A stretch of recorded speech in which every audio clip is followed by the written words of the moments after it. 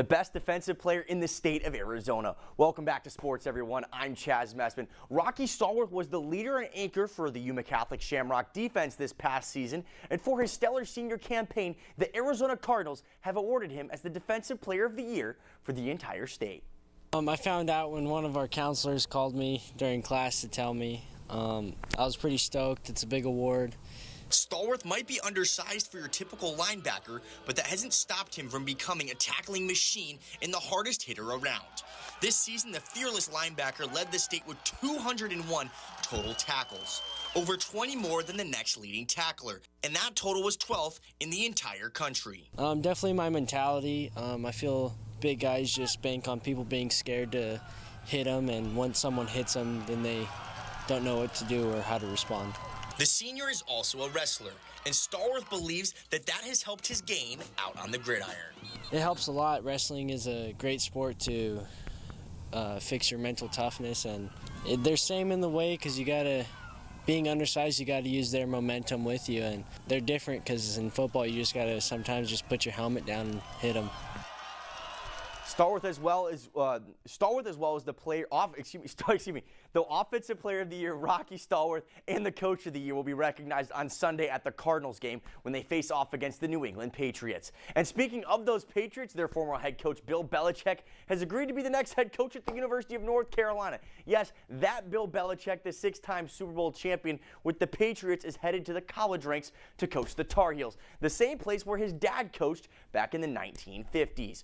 Over to the house now, where the 8-4 Arizona Western College Matadors hosted their conference rivals, the Cochise College Apaches. Early in the first half, Matt Anglo gets it at the top of the key. He pump fakes it, and his jumper from the elbow rattles in to give the Mats the early lead. A couple of possessions later, A-Dub now down 2. Boubacar Diatta moves it inside to Caleb Myers, who puts a nice little spin there and puts the touch in to make it 10 apiece. Next Matador possession, Anglo drives towards the rim.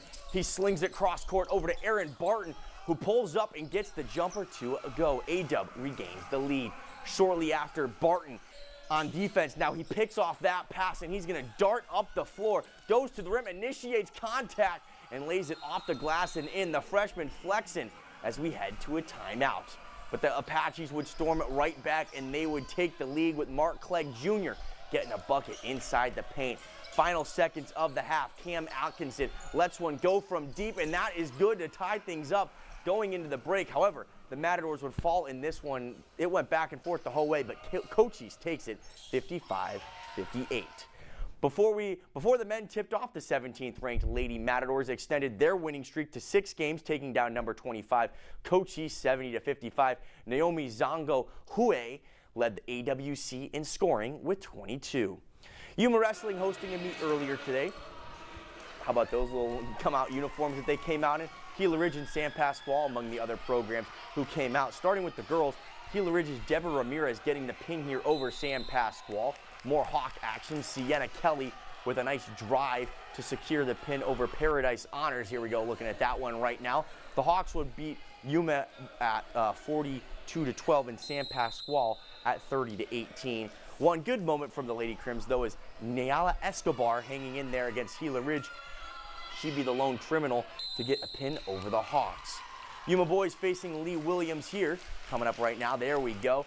Esteban Romero with a great rotation with the legs right there. That move turning out to be the one that would get him the win. Nice sequence going on right there. To the next match we go. Ernesto Duarte swinging his legs and not letting his opponent escape. There we go, as he gets back-to-back pins for the Crims. Unfortunately, Yuma would go on to drop in overall points to Lee Williams, 42-36. They'd also lose to Paradise Honors as well. Out on the soccer pitch, Kofa girls soccer lost a tough one tonight, 3-2 to Cesar Chavez. Arlene Meza scored both goals tonight for the Kings, and that is all we have time for in sports.